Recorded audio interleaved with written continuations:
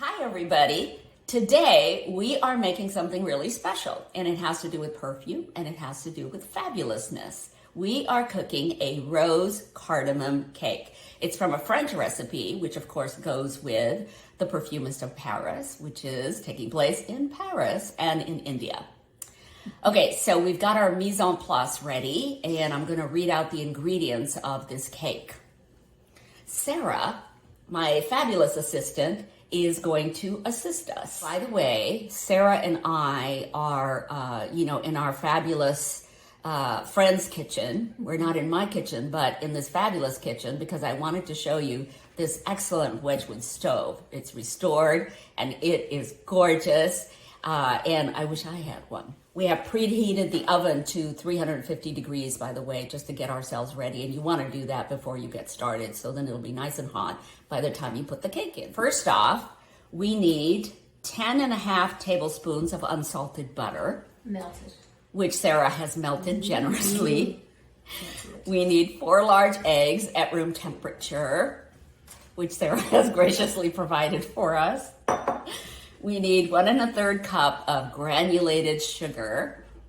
Of course, you can use whatever kind of sugar you'd like. We need 1 1/2 to 2 teaspoons of freshly ground cardamom. You can either use the seeds, you can use the powder, but the preference is to use the seeds and then to crush them up. That would probably be really cool, because then you get a little flavor with the seed in every mouthful. Okay, then we need 2 teaspoons of rose water. Rose water is used in a lot of ingredients in India, all over the Middle East, also in France, because so many of the residents of France come from the countries they colonized, which use a lot of rose water. And we have 1 to 1/3 grams, 1 to 1/3 cups of cake flour. Cake flour is, of course, as you know, different from regular flour. It's finer and it creates a consistency in your cake that you might not get otherwise.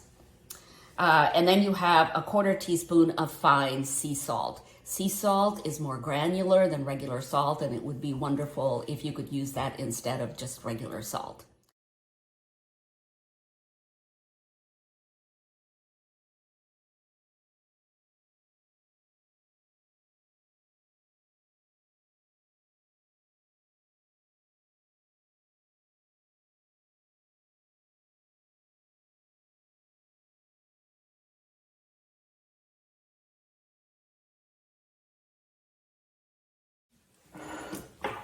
Okay, we're about to make the icing, and I'm going to tell you the ingredients. So we have 1/2 cup of unsalted butter at room temperature. We also have, it says 2 cups of confectioner's sugar, but we're only going to use 1 cup because we don't want the icing to sort of overpower the cake with its sweetness. We have 1 to 3 teaspoons of rose water, and we have this beautiful candied rose petals.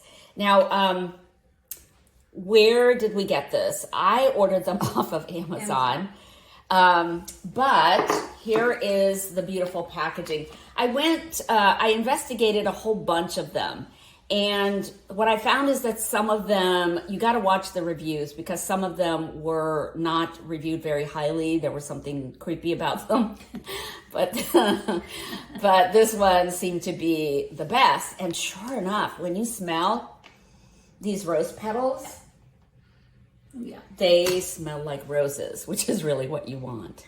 By the way, buttercream frosting is very buttery. If you love butter, then make this frosting.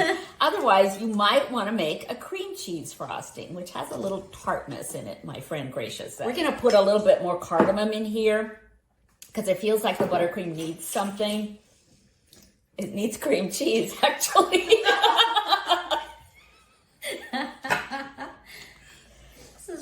We're adapting this recipe. Yes. But that's what cooks do all the time, right? They adapt a recipe to make it better for the cake. Now we're doing even more customized buttercream frosting. We're gonna add a little vanilla to it. For some reason, the overwhelming butter is taste. really buttering right now. Yeah, we're not liking the major butter taste here. Yeah. And we apologize to the woman who made this recipe possible. Hopefully we won't get sued or anything.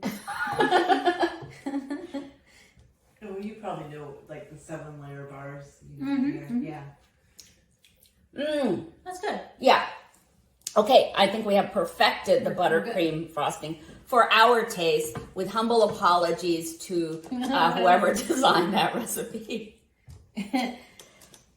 Right. By the way, this Fiesta ware that belongs to my friend Gracia is really beautiful for mixing any of these ingredients, and it just makes you happy to have it in the kitchen. Brought the cake out of the oven, and how does it look, Sarah? It looks delicious. Delicious. And now we're going to cream it with the buttercream, and we're going to spread the rose petals on top. I don't care how messy I'm being because we're going to spread the rose petals. I mean, if we were, if we were competing on a show, then our frosting technique would matter. Yeah. But so you guys, I'm not what you would call a clean cook.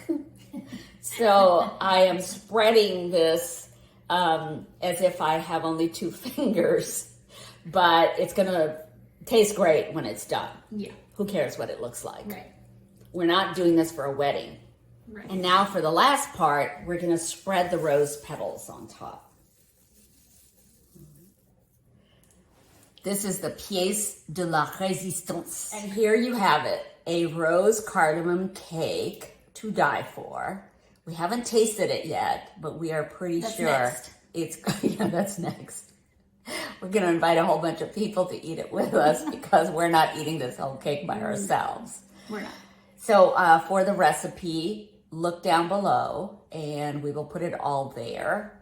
But thank you so much for joining us. Of course, yes. And thank you to my assistant, Sarah, for helping us make this cake because I don't usually make cakes. All right, guys, thank you. Bye. Bye. Okay, I'm about to take my first bite. Let's see how this is.